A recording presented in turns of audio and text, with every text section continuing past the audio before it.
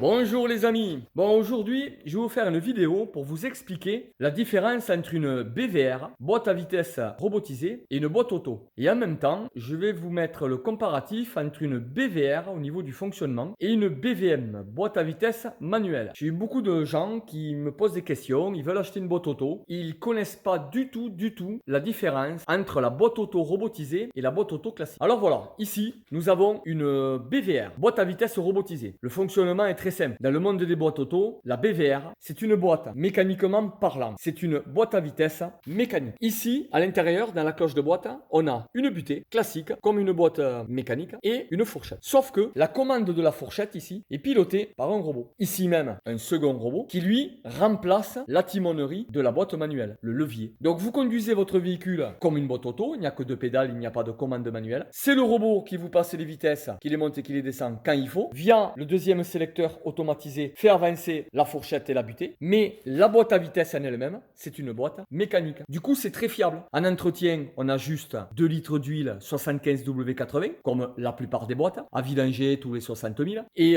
niveau panne, il y en a très peu, ou du moins, elles sont peu coûteuses. Ce sont des pannes peu coûteuses. En général, on a quoi?